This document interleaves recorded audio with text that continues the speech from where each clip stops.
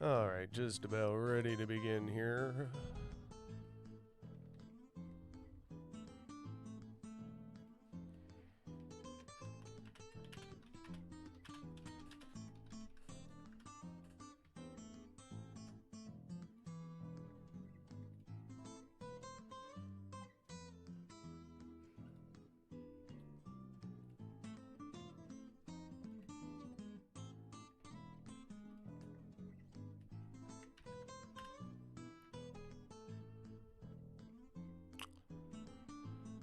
Okay.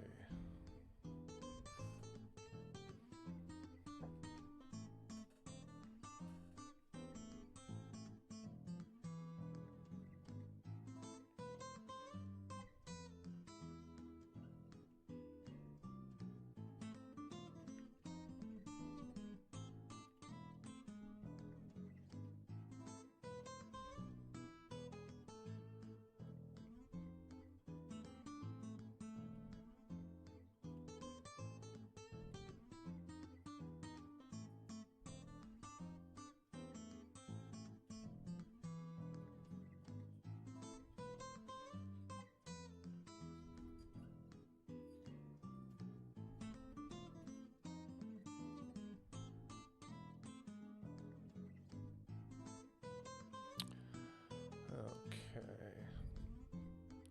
I'm just annoying a few more people to see if they want to get on the live stream here.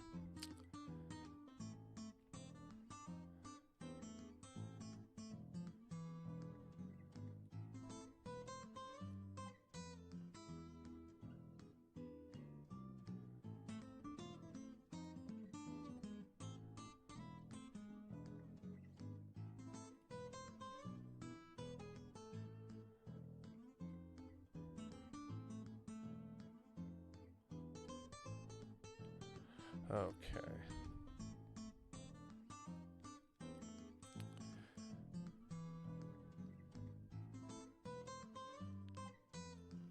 Why? Hello there.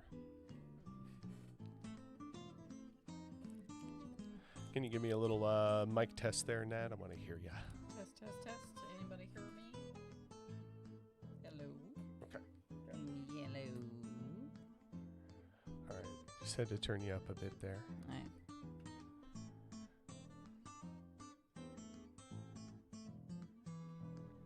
I'm going to turn myself down a bit there. Alrighty. And I'll turn you on. Hey. Hello. Hey.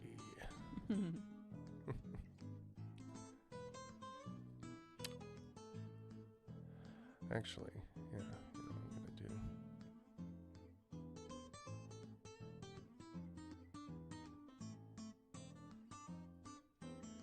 Check, check, check. 1, 2.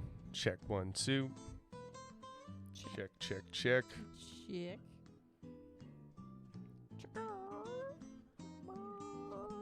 All right. Yeah, I just wanted to correct that. I was running it through other gear, and I didn't want it to throw off our volume levels and stuff. Cool. Jessica All says right. she can hear us and we're sounding good. All right, wonderful. Thank you so much, Jessica. I always like to know that the audio is working properly. So thank you for the few of you who are joining us for the live stream today. This is the Rough Report, reporting live from downtown Toronto.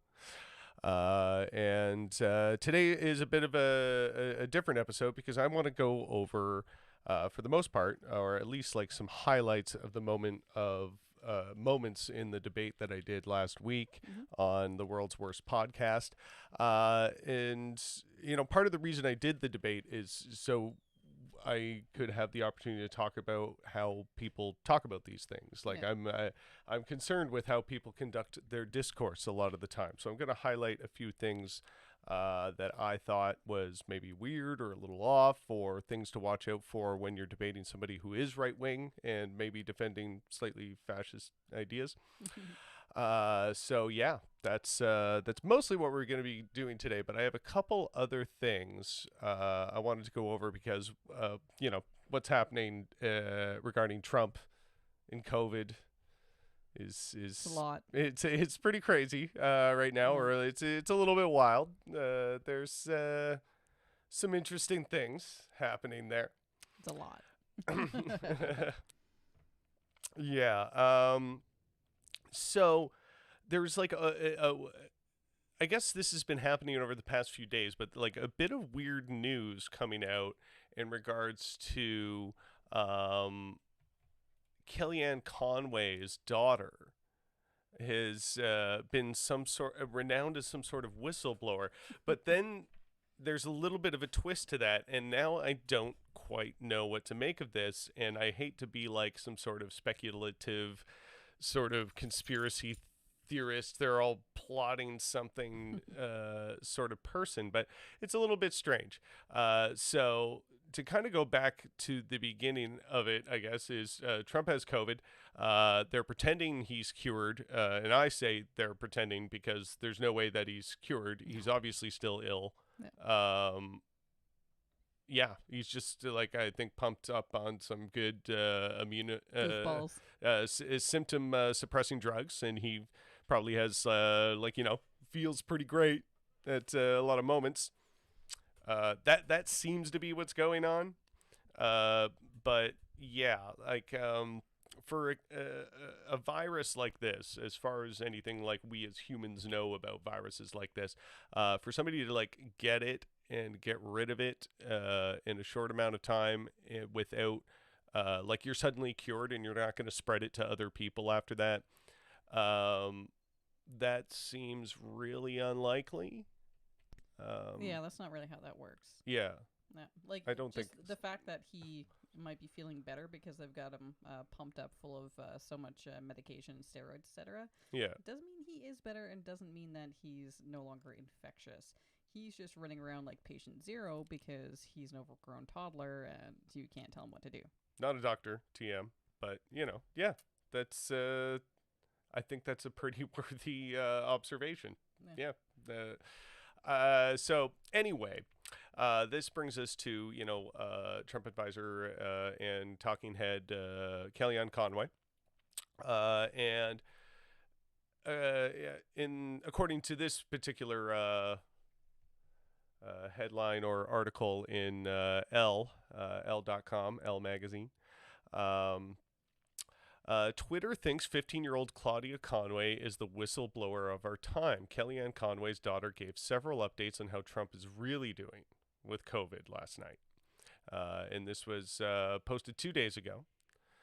And as President Trump continues his recovery from COVID-19, and the White House and Trump's doctors provide conflicting reports about his condition, a surprising news source about the POTUS is really faring has I don't know. yeah, that seems like maybe there's a typo there or something. I'm just reading it weird. Anyway,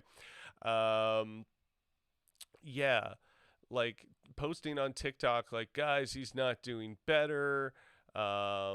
Laughing, Claudia, who broke the news that Kellyanne has COVID last week on TikTok, also posted videos showing her mother trying to dictate what she says on TikTok and clips of the two arguing. Claudia and her father, George, both contracted the disease from Kellyanne. George Conway has been pretty outspoken against Trump. I think he's a conservative himself, but he's been pretty strongly outspoken against his wife's boss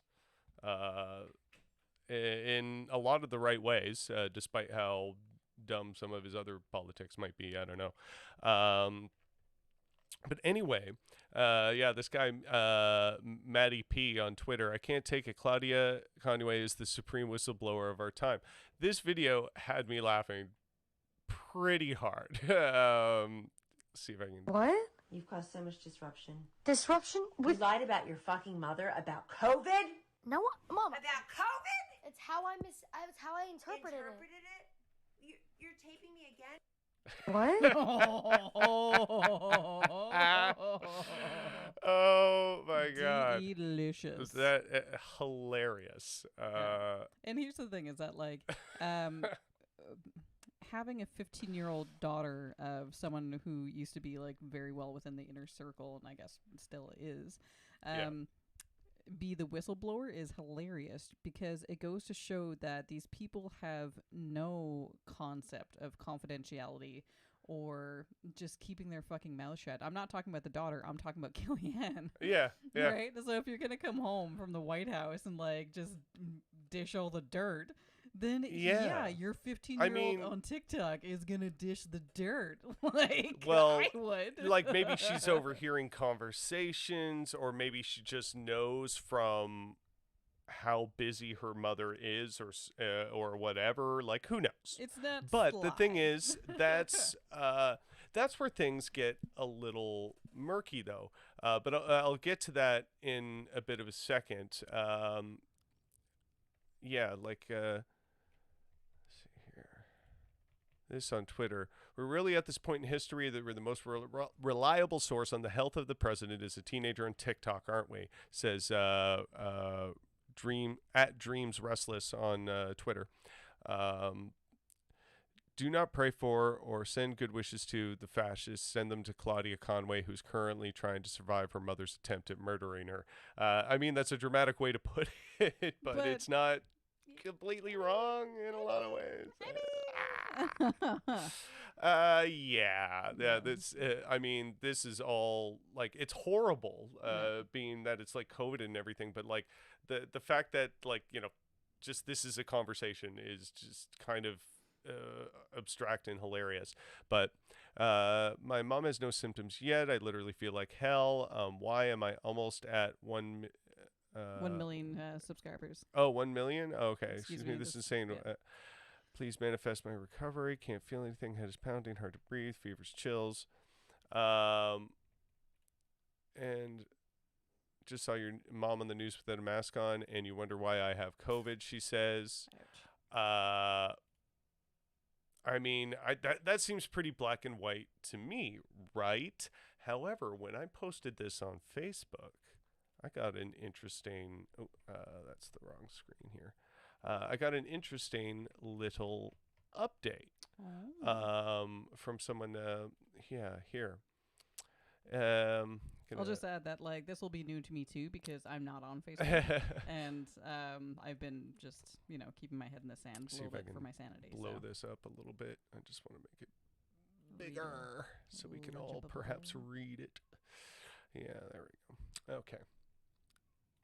So apparently, Kellyanne Conway's daughter is posted this note here. It has come to my attention that my recent TikToks and comments have sparked intense controversy and uproar. This was not my intent. I am appalled at the mainstream media's efforts to exploit a teenage girl, which is negatively affecting my mental health. I am not the whistleblower of our time. I am simply a 15-year-old with a following and bad luck when it comes to media coverage. Family members. Leave my family and me alone. When I said that President Trump was not doing better, I was, as many teachers are, speculating and assuming. I have absolutely no special insight into the president's health status. I do not get any information from my mother. I wish the president and the first lady great health and a speedy recovery. On Friday night, my mother tested positive for COVID-19. She had 3 different tests done. The first test was negative. The second 2 tests were positive. Miscommunication between us led me to think that she told me her first was negative instead of positive without me knowing. She had 3 tests done. My mother did not lie to me. She has done everything in her power to ensure my safety and health and the safety of the rest of our family amidst her and my diagnosis, which could explain what we saw in that video where Kellyanne said, you lied on the internet about COVID, and to which her daughter replies, well, that's how I interpreted it. Mm-hmm. That could be a perfectly reasonable explanation to that.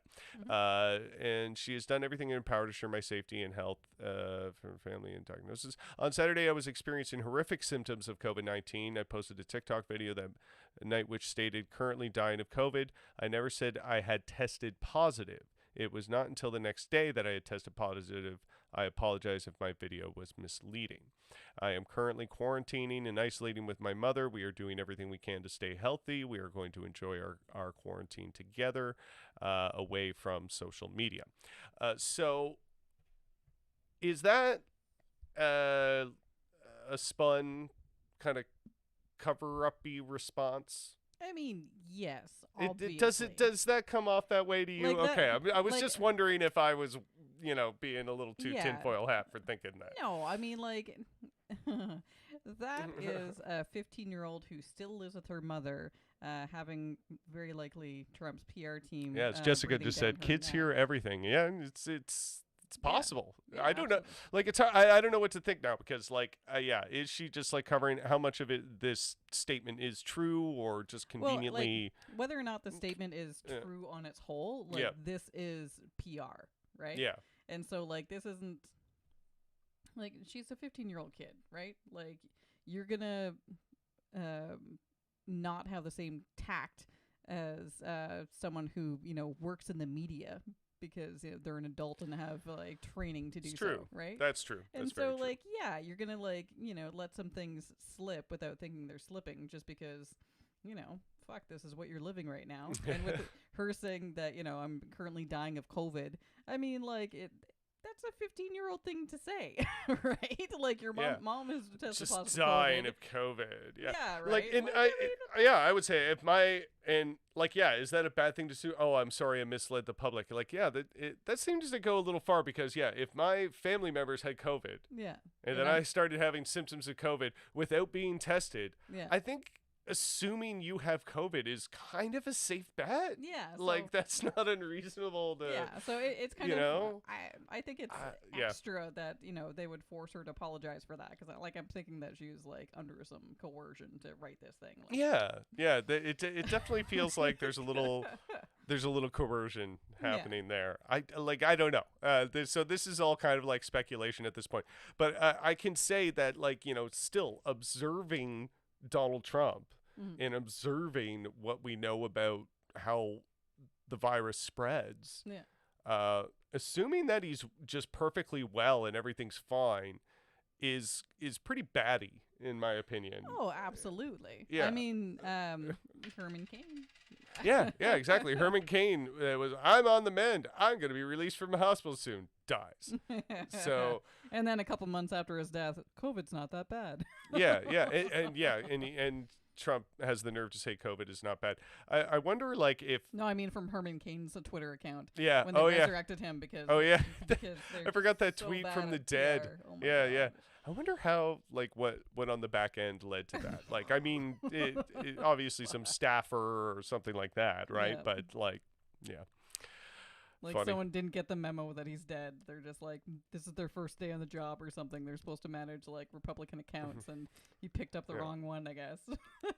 But either way, like, well, I was kind of living for, when George Conway was constantly calling out Trump lies and even his own wife's lies. I wonder how much tension this is just Trump has caused their whole house.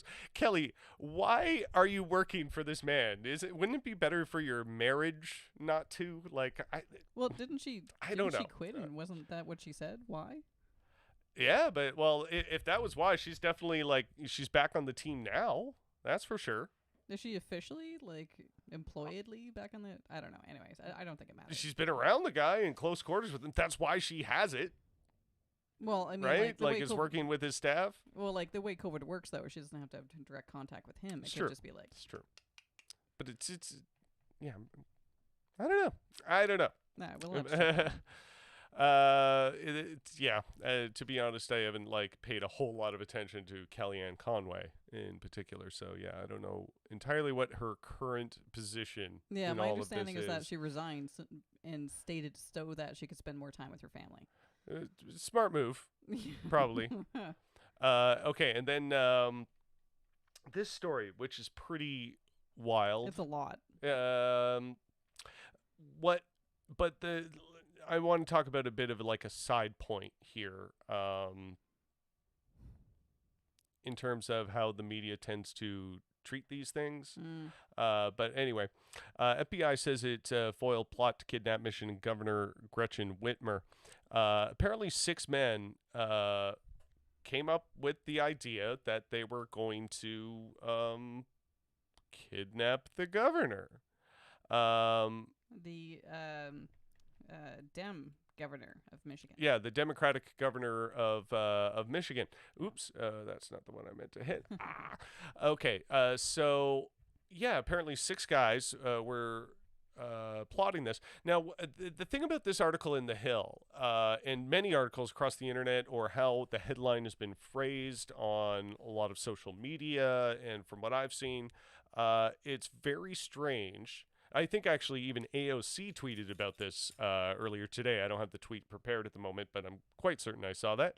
A militia group planned to violently depose Michigan's government and abduct Governor Gretchen Whitmer. A militia group. It is very odd how, in the case of going after, like, right-wing violent activity, is described as a militia, like the same sort of linguistics that they use in the Second Amendment, which is what a lot of these guys are super kind of gun-ho about. So, yeah, really convenient that this is the language they choose to use as opposed to, say, domestic terrorism. Yeah, or like a domestic terrorist group as opposed to militia. So that's really convenient how they tend to look at that. And then on top of that, like, and of course, like, as if any of us would be surprised, buddy that was amongst some arrested, he's a pro Kyle Rittenhouse coronavirus denier. He's amongst the people arrested in that plot. The FBI on Thursday announced it had arrested 5 men and charged 6 in a plot to kidnap Michigan Governor Gretchen Whitmer. While details of the plot are still scarce, the FBI did release the names of the men behind the effort. According to the FBI, the men used social media to discuss violently overthrowing the government. Stockton surveyed Whitmer in an effort to help violently overthrow the government. And posting stuff like, edgy pro Kyle Rittenhouse sort of memes here. When you smoke 3 commies before you can legally smoke cigarettes. Posting stuff like that, right? And well, I'm going to expand a little bit more on that in a few minutes because Kyle Rittenhouse is something that came up in the debate that I had. So that kind of is a segue, I guess, into the next thing. But yeah, it's very, it seems remarkably, could you get those away from me? They're like literally jingling keys. They're distracting me. It's not. Isn't it just odd how the domestic terrorism stuff, when we see it, when it's at its most destructive, bold, and egregious and ugly, it's always coming from the right and the pseudo fascists, and that's got to be some kind. There's of a remarkable amount of consistency there, and if somebody on the left were to come up with a plot like that, I might have a lot more sympathy for them because yes, my politics do align, and I don't think that's hypocritical. Like and that's something that's also going to come up in the debate. But yeah, I have different standards for people who are upholding what I agree with in terms of what society should look like over people that I think are destroying society. Yes. Well, it's not even destroying. It's like you're on the side of not murdering a bunch of people, like not committing genocide. And if you need to, I don't know, let's say take an example from World War II and kill some fucking Nazis to prevent and stop genocide, then sometimes that's what it is. It's literally a battle of ideologies. And when you're talking about brewing civil war-like activity in the United States, you're going to see more of this. So the idea, and you're going to see more of the right trying to point out the hypocrisy and making that as a point of argument, and sort of like we saw in the VP debate last night, that is a weak point for Democrats and liberals because they always crack under that pressure. So yeah. Well, it's because the right is basically the party of law and order Mm-hmm. and of the police, and so they have a monopoly on violence. Mm-hmm. And the Democrats aren't, and liberals aren't bold enough to challenge that monopoly on violence. Okay, so this is David Bowles on Twitter. I'll let you in on a secret. I have the doc. No, is that the one? No, that's not the right Twitter thread. Won't let you in on I a was like, secret. oh damn, that's the one on education. I'm looking for a different one.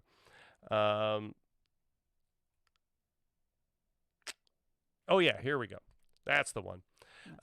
Nathan Robinson. Although that other Twitter one was just kind of funny, so you should or on a different topic, and you should like look into that. But yeah, the Nathan Robinson.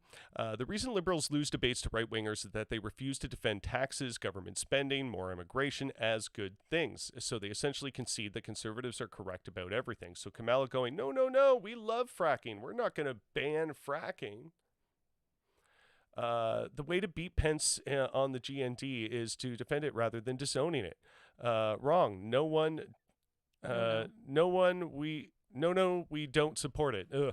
It creates jobs, you nitwit. The entire point is to improve people's economic situation as we solve climate. Do you not understand the first thing about it? That would be the response from the right in that scenario. So Biden and Harris have not done very well in the debates, and it's partly because they're centrists, and centrists end up getting in fights with the right over who will cut taxes more. A fight the right will always win because it presumes their premise is correct in the first place. Yeah. So it's disingenuous from the get-go. It gets you wrapped up in something that's like already inherently false.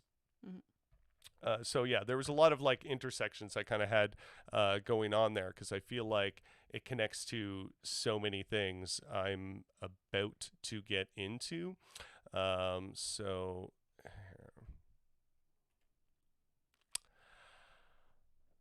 all right, so the debate I was in the other night, that's me up in the top left corner, and then that's in the top right is the person I'm debating against. In the middle is Martin, the person who's moderating the debate, which, you know, to his credit, probably not a guy who spends a lot of time moderating debates, so he did pretty good, I think. But there's a couple of moments where I am going to criticize him.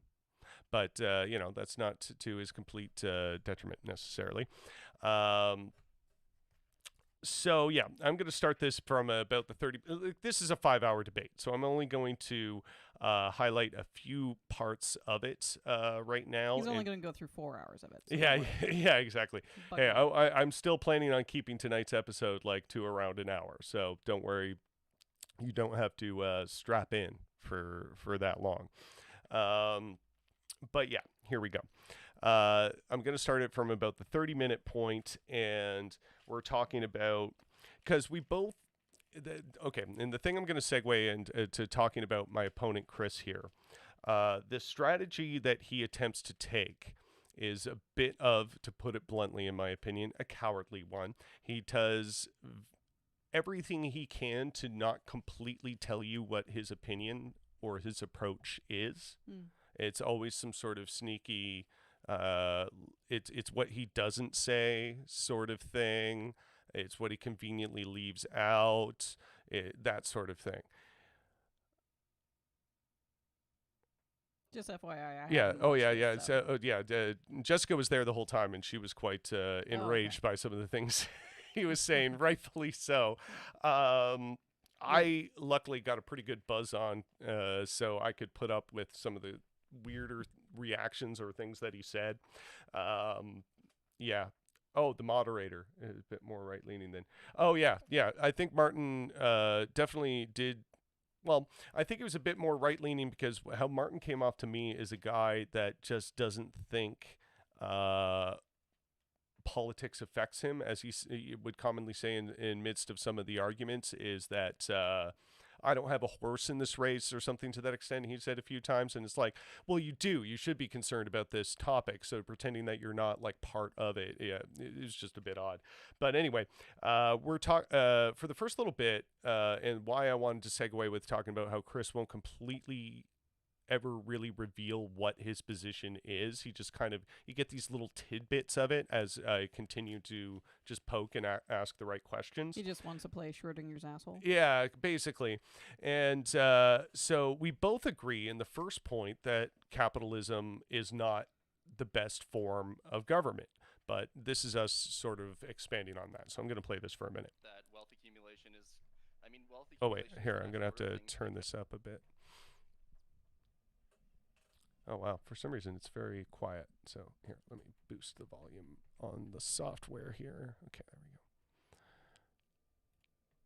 We accumulate resources so we can be fed, so we can have shelter, so we can have clothes, the basic necessities that we established at the time to get through life, right? So establishing a system where people have access to all those things at the expense of the ceiling of wealth accumulation being something that can be enforced, say. Would you agree with that premise? With what premise? With the idea that, like, wealth accumulation has a ceiling for the sake of being able to provide the basic necessities to all people. Yeah, okay, I want to be Okay, so just to clarify, the reason that I'm asking him that question is that he said off the hop going into this that he didn't agree with wealth redistribution. clear here, like I'm in no way saying that wealth accumulation is inherently desirable. In no way, right? Because I'm not saying that. Okay, so what are you saying? What's the difference there? Well, there's a huge difference, right? You don't believe that the natural order of things is inherently desirable. I'm just saying that wealth accumulation is the natural order. I don't believe that the natural order of things is inherently desirable. Like, what is the... He just, like, he assumes that his position is just, like, the ultimate in objectivity in that statement, right? Like, it's just bizarre, the arrogance. That like, the natural order of things is capitalism. Oh, see, I'm defending the natural order of things. So I don't have to explain myself? Is that what is, like, say, yeah, whatever. But anyway, so... Notice how your cats are engaged in capitalism? Boom, natural order is things. like the driving factor. I mean, that's basic anthropology, right? Having lots of resources is a huge motivating factor. I find a lot of fashy type of guys make statements like that. Oh, absolutely. For all, mammalian life forms, right? Yeah, in a sense where like survival on sort of those open plains was scarce. But even then, when you were talking about that, you were talking about resources belonging to a society, not individual people per se. The idea of wealth accumulation towards a private entity, such as a person, those concepts didn't really like exist so much back then, right? No, of course not. No, of course not. No. So, in relation to what we're seeing today, how do you justify wealth accumulation to the incredible degrees that we're seeing it? Like wealth accumulation, wealth accumulation in the sense that somebody can control who works, who doesn't, what they work, how they work it. When you control, essentially, the Marxist concept of the means of production, when you control those things, how free are the people that work for you, and how beneficial to that, how beneficial is that system to them? Well, yeah, I don't support like private individuals or corporations or anything like that controlling, hoarding massive amounts of wealth. I didn't mean to suggest that I did. Okay. So, like, again, so I want to be clear about that. So what did you mean to suggest? He just keeps like, I'm poking at him and he's saying what he's not doing, but like it's such like a disingenuous position to be going from, right? Like I'm not here to defend capitalism, right? So that would be like a pretty and the whole bad point argument. The whole point at the beginning was just the argument of whether capitalism is a better system than other like prevalent systems. You know what I mean? Like communism, like Marxism, stuff like that. You're more than welcome to agree that it sucks. Yeah, for sure. Like, There are I'm inherently quite capitalistic, and there are flaws with capitalism for sure. I mean, yeah, that's why I'm of course there's flaws. I believe the inherent flaws within capitalism are ultimately so negative and counter to the human condition. Right. Okay. That ultimately it can't be I know. And look at maintained. Like I regard myself as a Marxist communist in the sense of I don't want the revolution to happen tomorrow. I believe logistically in many ways that would not go in anyone's favor. But I believe. What if it was next week? I got time next week. I believe it is I believe it is the ultimate form of society, but you have to create the building blocks to get there. Oh, okay. I gotta fix our sound. Mr. Roboto. It's okay. We can do this. I just.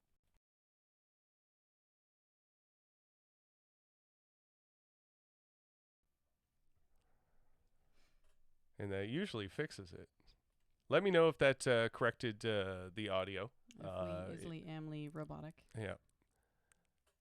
But I'm going to continue to play this. So, to establish a more social democracy, getting away from capitalistic ideas. It's, in my theory, it is here, I'm going to skip ahead a few minutes here to get to the next point. But that particular problem, right? Okay. Yeah, that's fair. I mean, so those should not have the amount of wealth that he has. I'm sorry.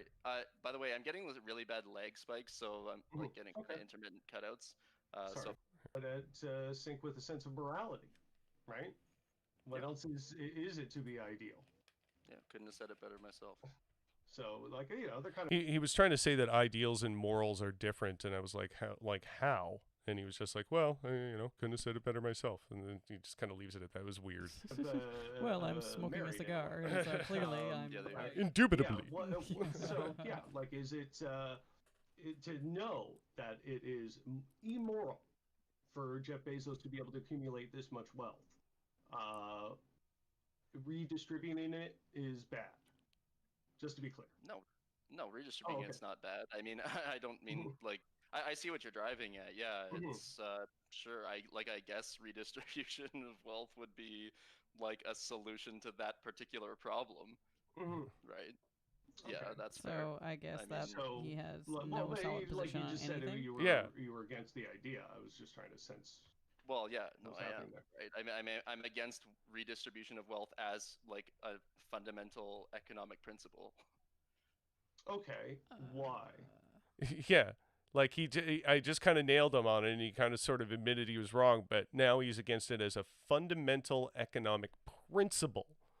What does that mean? This is why I love that whole thing that Zizek, Slavoj Zizek talks about eating from the trash can of ideology, that when you're looking at everything through the lens of your ideology rather than like the material conditions of the real world, you tend to not be able to really see what you're looking at, and you end up eating from a trash can thinking that it's good stuff, and no, you're just looking at it through the lens of your ideology, and it's trash.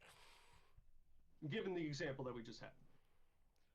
Well, like I said, I think like I would look at the solution being corporatism of different, like fundamentally different sort of economy, right? Based on. So, like, you mean essentially. So he's talking about corporatism. Now, corporatism can mean a lot of things. Fortunately, it can mean a lot of things, so he doesn't actually need to say anything. Exactly. He can just throw out words. He is just being convenient. Like, notice how he described absolutely nothing in that. My whole debate style here, and it's what makes me kind of come off as pretty competent and tends to win a lot of points in terms of a debate, is I'm extremely transparent about what my position is. This is what I believe. This is what I'm here to defend. I'm willing to do that. Bring it on. Yeah. For him, I have to continuously ask questions and get him to define almost every word that he's using as he's using it, to figure out what he's trying to say. Yeah, no, I agree. I've used that tactic as well, and especially when folks, if you get the sense that they want to paint you as reactionary and shrill, then it is effective to just keep asking questions to draw them out. Yeah. So they can't say, you know, oh, you're putting words in my mouth, you're making assumptions. It's like, It's really? like, no, Because I'm getting very you to direct say the questions. thing. Like, Yeah. you're the one who's talking. Yeah, so. like I'm asking you questions, and so you can either like lay out clearly what you mean, or you can continue to try to play both sides and obscure your actual point. But like you're gonna look like an asshole because you can see that I'm trying to draw out from you the details. Like I don't want you Like a to more hear all these laissez-faire meaningless words and jargon thrown out. I want to know what you mean. Yeah, exactly. Like corporatism. If you were to look it up, the Wikipedia page of corporatism right now, the spectrum of political ideology that it covers is it's almost you could almost say like corporatism in a sense. Like there's an example of it in the Nordic model of socialism, as we understand it, because rather than the minimum wage being enforced by minimum wage laws, minimum wage is enforced in the Nordic model by trade unions. And unions essentially control and dictate those wages through collective bargaining. So those countries are just very, very pro-union and very pro-workers' organization. Now, in a manner of speaking, corporatization, that's an example of that, where you have it basically everything is economically controlled and balanced out through workers' guilds and things like that. But also conveniently, a huge thing in corporatism. You know who loved corporatism? You know what fascism essentially is the Italian Mussolini style version of corporatism, which I get the strong feeling is where this guy's leaning, and he doesn't want to say it. But yeah, here. Sort of open market. No, the opposite. Okay. The opposite. I'm talking about strong central planning, right? Okay. A Strong central planning. In terms of what? Central like to what kind of what? planning? Like To what regulation? end? Financial regulation? Okay, well- Is that what you're talking about? Well, beyond regulation. I mean, I'm talking about corporatism, right? Like we don't Like have, we're all supposed to automatically know what he means by that. Yeah. I'm talking about corporatism. Nobody knows. Like Yeah, like strong central management. that Woozle just wuzzle? yeah.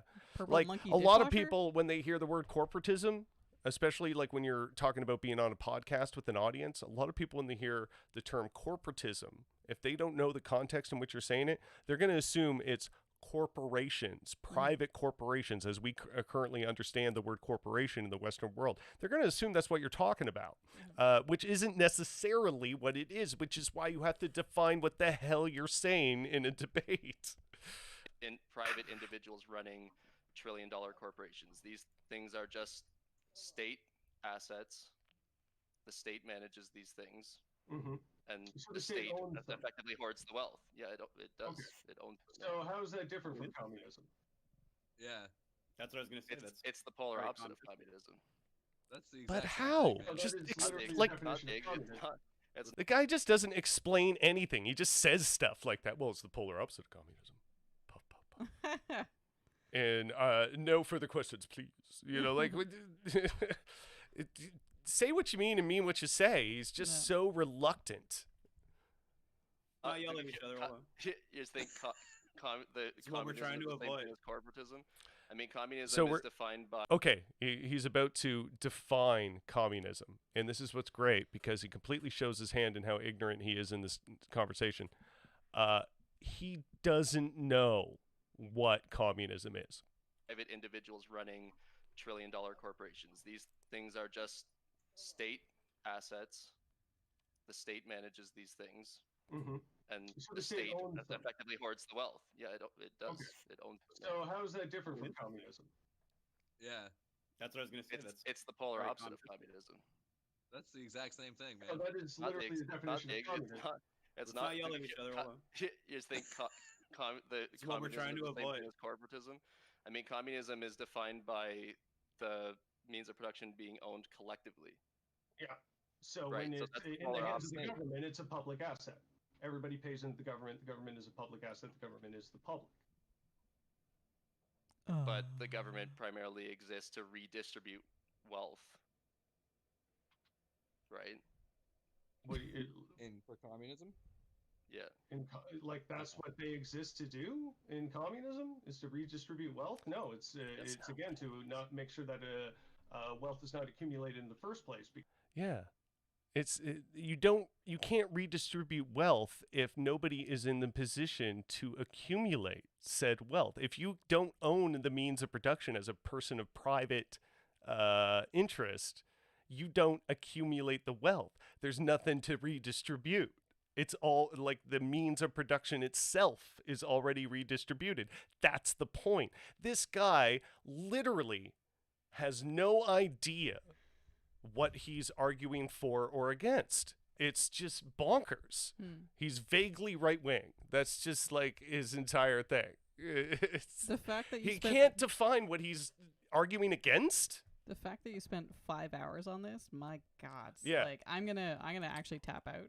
Yeah. Oh yeah. She wasn't gonna join us for this long in the first place. She needs to go grocery shopping. So thank you for joining us this far. Yeah.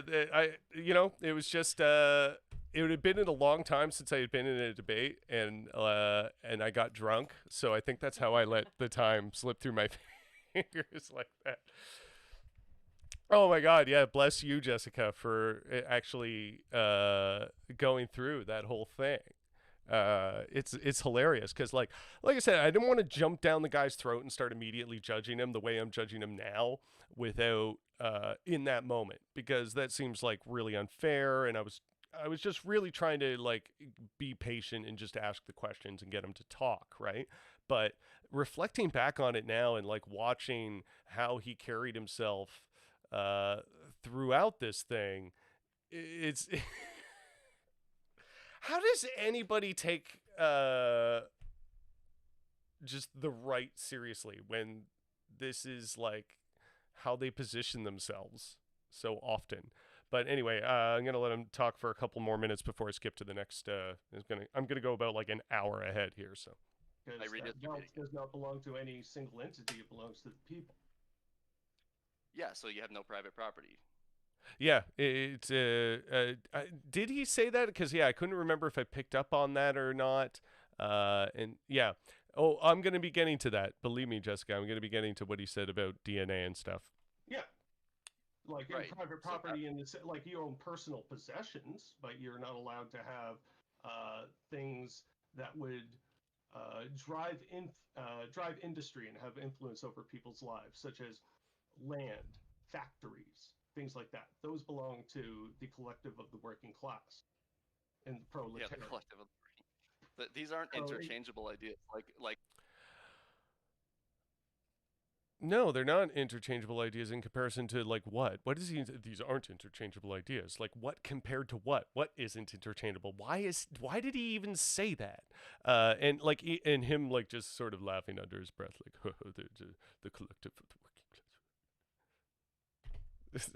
Is that his whole argument style? Is just to like the state is not a collective of the working class. Yes, it is. In communist theory.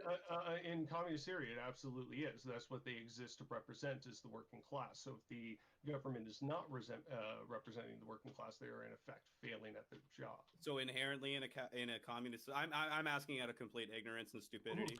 And mind you, that isn't the only sort of approach or definition or frame of thought for communism. That's just the the one I tend to prescribe it to, so I am describing it as such. I am. In a communistic society, then, is there only one class of people? Essentially, there is only the working class. You would have like, yeah, that's kind of arguable depending on the theory that you're approaching it. But I would say in communism there is no ownership class. There is so nobody can own their own business and stuff. Yeah, exactly. Nobody can own something that would then have influence over people's lives. And because that's the idea. Once you have an ownership class, you're now using anybody who's working underneath you as a means of extracting wealth from them, right?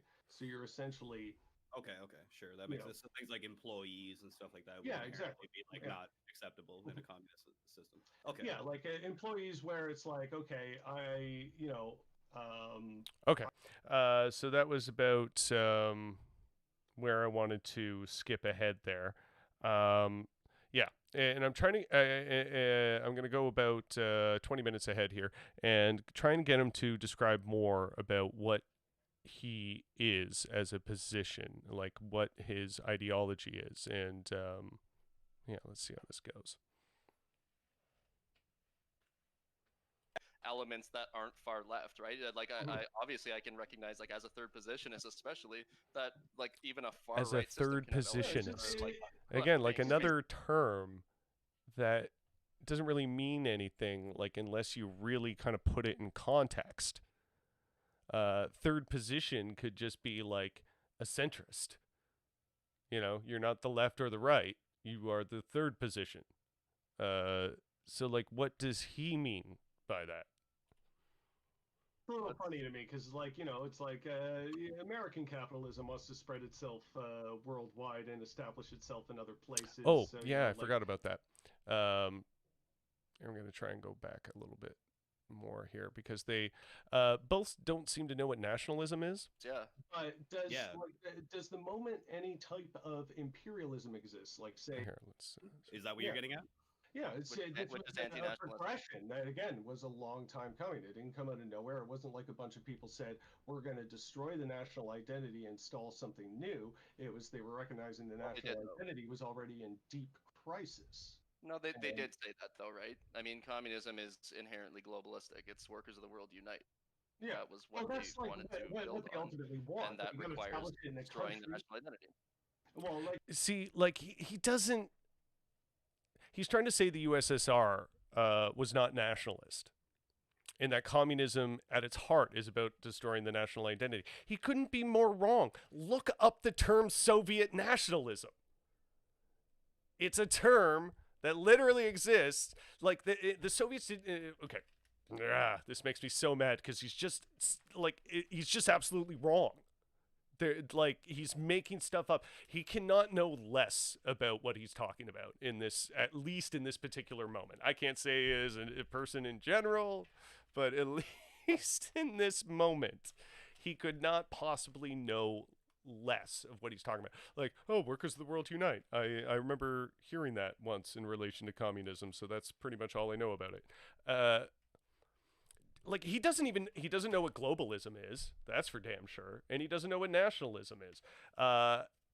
When the revolution happened and the USSR was establishing itself, they even aligned with the Catholic Church to help establish a sense of culture and nationalism in their new model. It wasn't until Stalin came along and deep into the Stalin administration that the church was essentially replaced with the image of Stalin himself. And he then replaced the church. But again, that doesn't make it less nationalist. And why Martin is even trying to argue in this case is God, yeah, like both of them try and chime in here, and it's just like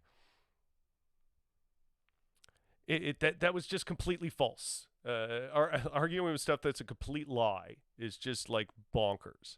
Yeah, but like I don't necessarily agree with nationalism as a whole, but it's like to say that nationalism doesn't exist within a nation that has pride. Like you said, you have examples of like national pride in the sense of this is the way we do things. We're communists, we're Soviets, we're spreading that message. We have this sense of national pride about it. So what about the countries that were like? What about the countries that were annexed and absorbed by the Soviet Union that were quite proud to be not Soviets? Well, you're proud to be part of the Soviet Union now. That's your new national. Well, but inherently that destroys their own nationalism. Did that mean? Yeah, destroying another country doesn't make you not nationalist. That has nothing to do with what nationalism is. It's just not a thing. Like the point they're arguing just makes no sense right from the get-go. It's just, yeah, I guess, I'm so glad I was drunk through this. It's just incredible. So sorry, I just wanted to establish another point of that them they can't be completely nationalistic showing their under a Soviet like rule, though, doesn't because they have a clue. inherently new type of nationalistic. That's all. It's still national. just because it's new doesn't mean that you. We're arguing semantics here, but like it's still a nation. Yeah, it gets to be like it's a pretty stupid argument, and that wasted a lot of time. What happened in the past 30 seconds? See, you leave the debate, and all of a sudden Alex Jones shows up. Alex Jones. Good Alex Jones, whatever there was. Oh, what do you got going on there? Is that a little Glenfiddich? Little Glenfiddich. Oh! Elements that aren't far left, right? Sorry, Like I obviously I can recognize, like as a third positionist especially, that like even a far right system can have elements that are like left wing, It right? gets a little funny to me because, like, you know, it's like American capitalism wants to spread itself worldwide and establish itself in other places. So, you know, like, and then America has a certain sense of national identity. So it's like, I don't know, where you splice that gets a little fuzzy to me. Like I said, I spliced that exactly at the point that America is not a democracy. America is ran by corporations at this point. Nothing. They're very much an oligarchy. Yeah, absolutely. Yeah. So like when that's emphatically the point, right? And we've accepted that as being truth, then why would that government's foreign policy be based around anything other than exceeding those profits farther as possible? That's just America's version of nationalism. Right? Like, again, they just don't understand the term. It's so weird. But I'm trying to get to about 105 mark. So, yeah. And then I'd call myself right wing, but really that's just neoliberalism, right? I've never claimed to be like, liberal ideology is definitely, something that we are both aggressively in opposition to. And I think that a lot of this is going to come down to that, honestly. I mean, like, if I was Ben Shapiro, then you could predict 100% of my arguments with this stuff, like absolute allegiance to sort of capitalist ideology, and then I'd call myself right wing, but really that's just neoliberalism, right? I've never claimed to be like Republican or uppercase C conservative or anything like that. I'm right wing, right? And just right wing. Vague. I don't adhere to anything. It's sort of vague in the way that Jimmy is far left or Yeah, Marxist. but yeah, vague in the sense that I'm far left and Marxist, but I define and clearly state every single one of my positions. So no, I'm not vague. I say in the exact same way. You said yourself. Vague is a bit of a poor term. You guys are open-minded towards other ideas, is the thing. You know what I mean? Like you may be right-leaning. He was being a little generous there. Let me tell you, I'm not entirely open-minded to right-wing ideas because they're not new to me. I am extremely familiar with them. I have spent a long time getting extremely familiar with them, learning what they are and how to argue against them, for the strict purpose of knowing that is an ideology that is counter to the human condition, as I said earlier in that debate. Yeah, it's kind of that fluffy stuff. Like, again, when you're a person, I think, in the position that our moderator was, where just for whatever reason in your day-to-day life, you're not overly concerned about politics. You take these kind of privileged ideas of, oh, you're just open to new ideas. No, these ideas aren't new to me. Nothing he said is entirely new. You're left-leaning, but it's not that you can't hear the other side, right? Like, I can hear it. It's nothing more than that. He can hear it, yeah, but obviously understanding it. And even that, I don't really want to. What I'm interested in right now is it just doesn't seem like your idea of a political system is that different from mine. So trying to do like you're sounding pretty left to me so far, but maybe given a different point.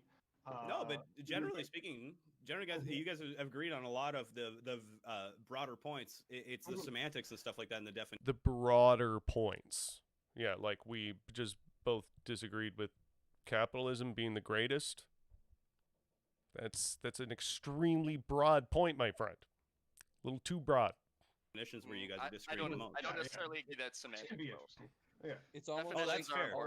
Yes, I agree. Together. I agree. Definitions are incredibly. It is actually fundamentally important. Like the distinctions that we're discussing, it can get bogged down for.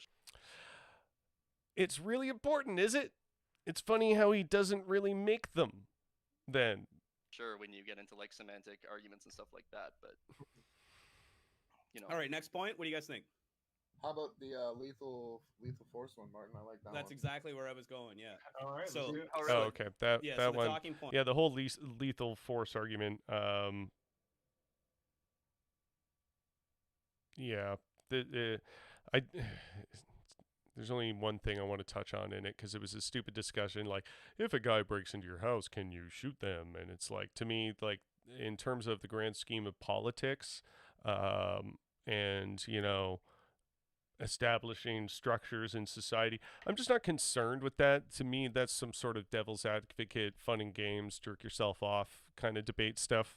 But yeah, this. Yeah, So, yeah, exactly. Well, and it's but the thing is about and maybe we can get into an interesting discussion there.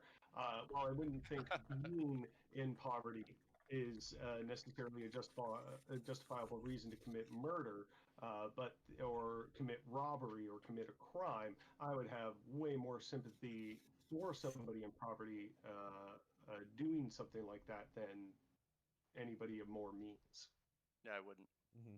Yeah, and I definitely wouldn't in that situation for sure. I can see where you're coming from for sure. It's more sensible. You know what I mean? Like, it has more justification behind the action for sure. Yeah, but when you're talking about people who are under constant stress and constant duress as a result of not having regular access to basic resources such as food and shelter, I think we as a society have a tendency to underestimate and underappreciate what that does to people's psyches and how it affects them over a long-term period of time. If your brain is just soaked in cortisone because you're starving on a regular basis, that does something to you. And punishing people according to See, notice that there when I said, when you're under constant stress and everything about your life is stressful and it can divide, desperate times can render desperate deeds, that sort of thing. He seems to not have like any human reaction to that, like whatsoever.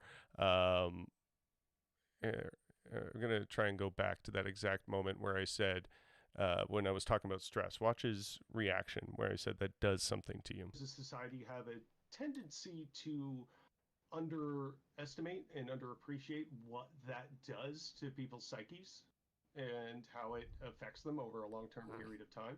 I don't care about if your that. brain is just soaked in cortisone because Not you're my starving problem. on a regular basis, that does something to you. And punishing people according to that, I don't think is very justifiable. Very justifiable. Well, and all he says to that is very justifiable. It's very justifiable. No, I would agree with that. But in that same aspect, like, yeah, like see? take the, Chris take the doesn't say riots anything in further to America that. He just happened says during, very right? Let's say justifiable. you're a business owner Nothing, on that street. nothing further. Do you not think that the inflection of like depression and anxiety and So anyway, I'm going to skip ahead to another point where we're talking about, we get into rioting. yeah, and I grab my fucking pistol out of the drawer and I very quietly pull it in the dark and I shoot you in the fucking chest. Stay out of my house. Yeah. I don't think I would take that course of action personally. Yeah, no, that's fair. But we're not talking about what personally we would and would not do, right? We're just talking about the moral justification of said action, right? Yeah, I know we're not talking about what we personally would do. What I'm saying is I personally wouldn't do that because I don't think it's morally justifiable. That was my euphemistic way of putting that, just to be clear. Yeah. If we're, like I said, if we're talking about I'm like politely trying to disagree with you. Please shut up and move on, because if you continue to press this, I am personal actions and shit like that, Jesus Christ, I'm a monster when it comes to that kind of shit. You know Well, what I think we've established that Jimmy says he disagrees with the moral justification. I would very much hesitate to shoot that person without giving them a proper warning and go ahead. I wouldn't shoot them just by nature of them breaking in my house. That's fair, but I would take a moment to try and understand. Right, that's what you were saying. Yeah, right. Of course, like Sorry, like for example, people tried to argue that Kyle Rittenhouse shooting people was in self-defense when he traveled across state borders with a weapon with the intent to shoot people. That's not self-defense. He traveled there with the intent to do exactly what he did. So well, you can't argue. You can't really like that with a weapon like that. Right. Basically, both Martin and Chris are now trying to argue with me with saying by nature of just showing up to an event with a gun doesn't mean you have intent to use it. Then why are you showing up with a gun if you have no intent to use it? You're showing up to a protest for the specific point of counter-protesting. You know that those protesters aren't armed for the most part. He tries to say they are, but apparently any armed leftists didn't show up until after the fact, but even then the reporting on that is really fuzzy. But what was extremely apparent from all the footage and photographs you can see is the right-wing militia essentially behaving in a threatening and menacing manner towards those left-wing protesters. And when you're talking about tensions being this high, yeah, when you're traveling to that situation with a weapon like that, to try and think that he had no intent to do what he did, you're out of your mind. You're dreaming. That is, like, you know how disingenuous you're being when you say something like that. You have to.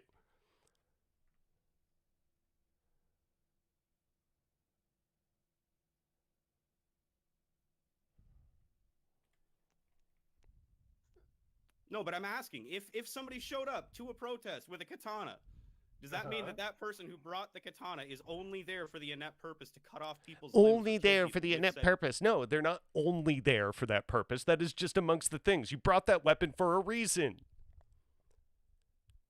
What, you brought the weapon because you just love it so much? It's your little blankie? Like you're a toddler? No intent to use it. It's just, I just love the shape. I like to snuggle with it. Just a ridiculous line of argument. I'm upset that I didn't like kind of fly off the handle there and be like, you guys are idiots. Because I should have. That probably would have made the whole debate not last 5 hours. I was trying so hard to like just let the discussion continue. You know, like, yeah, if you wanted to look and not the action, you wouldn't have brought the ammo. Like, and like I said, you can say that he had that intent because guess what? It happened. I mean, you might be able to argue that Kyle Rittenhouse didn't show up with that intent. Maybe if he didn't shoot anybody, but he did. So the line was crossed. The criminal activity took place. It wasn't just walking around with a weapon anymore. He pointed it and fired it at people.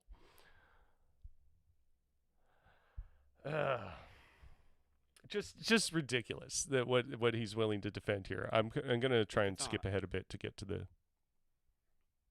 No. With the only inept intention to fucking hurt people, though. That's.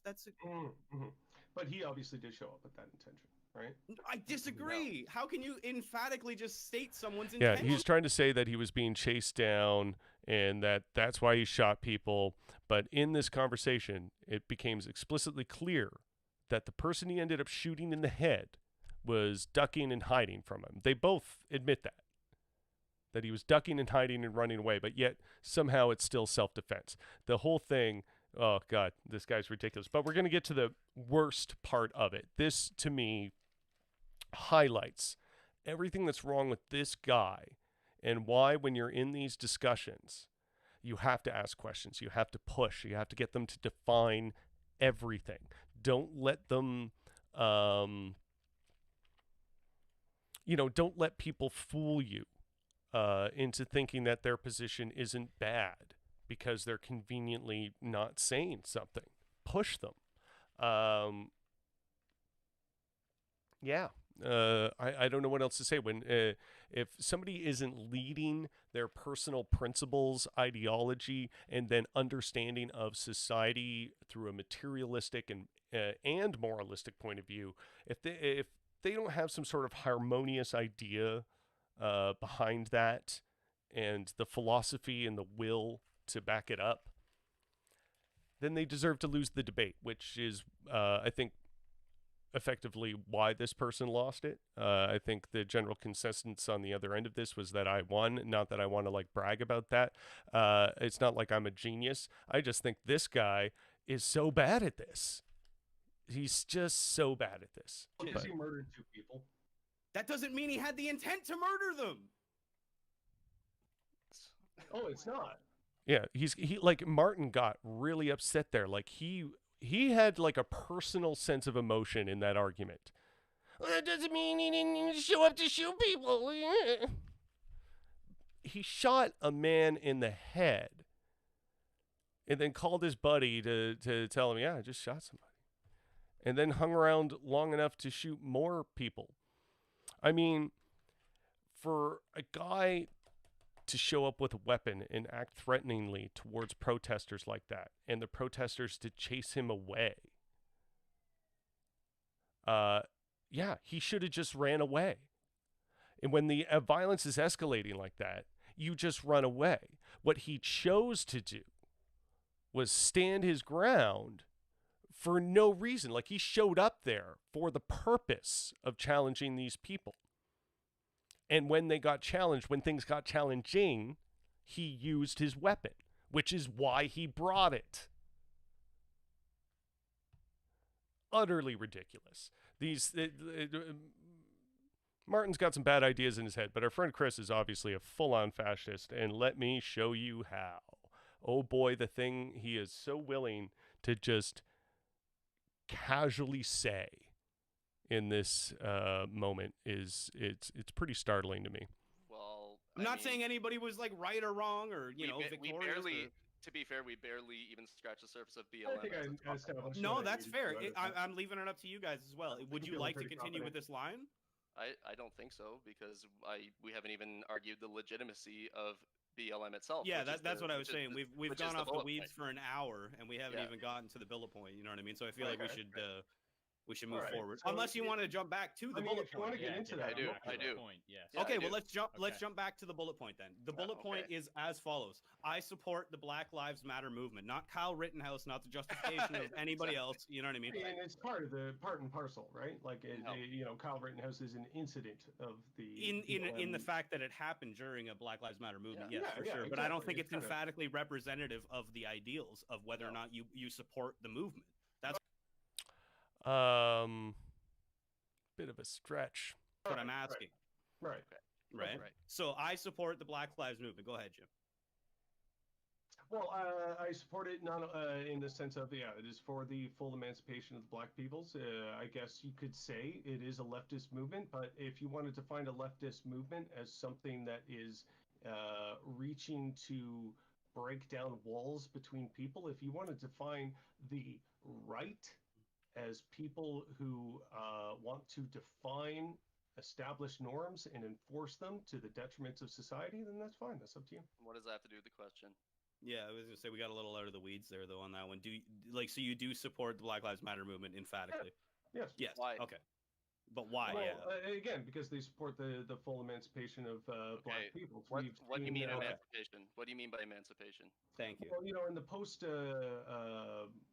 civil rights era, we've still seen several problems regarding race throughout society. Like, right?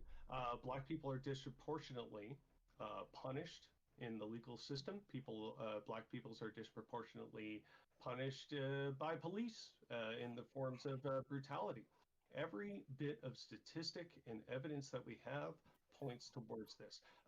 For example, in the United States, Black men represent approximately 5% of the population, yet they represent 25% of the prison population. Just as an example. So it is in the Black Lives Movement that I support them to correct this egregious error of society. Okay. So there you go. Go ahead, Chris. Well, hold on. Just state your position though before we get into the argument, right? Well, I thought I was. I don't agree with Black Lives Matter. Okay. I believe that Black Lives Matter is built fundamentally on a false premise, which you've just summarized nicely. Black people are vastly overrepresented in criminality. When you factor in criminality, they're actually underrepresented in the prison population. So what he's saying is when they're overrepresented in criminality and thusly underrepresented in the prison population, what he's saying is, in fact, based on the amount of crimes that black people commit, there should be more black people behind bars. That's what he's arguing right now. And they're underrepresented as victims of police brutality and police violence. Expand on that a little bit. What do you mean underrepresented? Yeah, sure. Blacks commit murder 6.3 times more often than all other Americans combined. Right? Why do you believe that is? Now, yeah, there's a reason statistics like that exist, right? In the raw numbers, that could actually be true. I don't know. I didn't double check that particular statistic. But in terms of raw numbers, that could actually be true. But if you look at the underlying reasons as to what drives those numbers, that's the important part. As I get to describing, it's always comes down to poverty.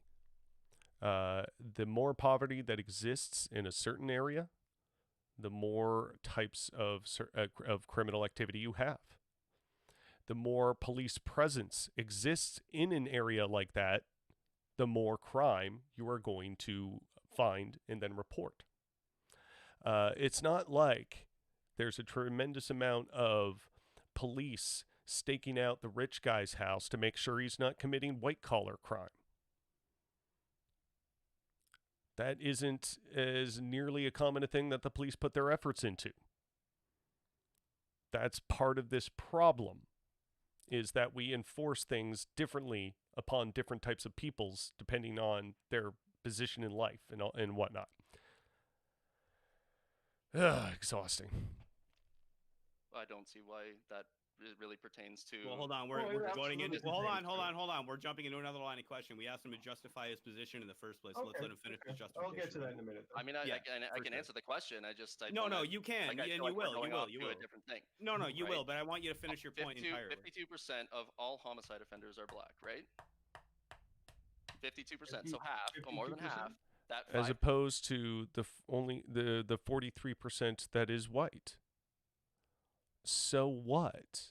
Again, when you're talking about gang activity in impoverished areas, those populations have been historically black through social engineering and structuring, purposeful enforcement of white supremacy, as I would establish. Percent or whatever you said it was, 52% of all homicides in the country, black killers, right? Other crimes like robbery is like 8 times more often than all other American demographics combined. So why would you not expect them to be overrepresented in the prison population when there's... To that grand a degree, 5% of the population versus 25% in the prison population? Why would you not expect them to be overrepresented? Those numbers don't add up. He's not even considering that. So overrepresented in criminality. There we go.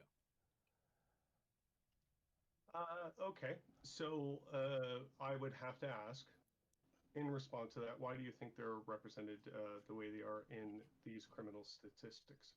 I mean, I could come up with any number of reasons, and I don't see how it would really change the subject at hand, but let's say, genetic predisposition. But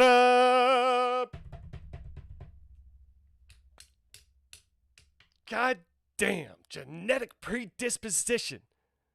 You get these guys talking long enough, they're going to completely admit that they're racist. That was the first explanation that came to his head. I could come up with any number of reasons. How about genetic predisposition? I'm willing to put that out there as an intellectual talking point. But I'm not racist. What a moron. Completely disgusting. That just shows your hand in every single way. So I'm going to start to press him on this a little bit more. Okay. So to be clear, you believe black people, by virtue of their biological existence, are predetermined towards criminal activity. What if they are? What if they are? That's his answer to that question. Something that is scientifically proven to be false.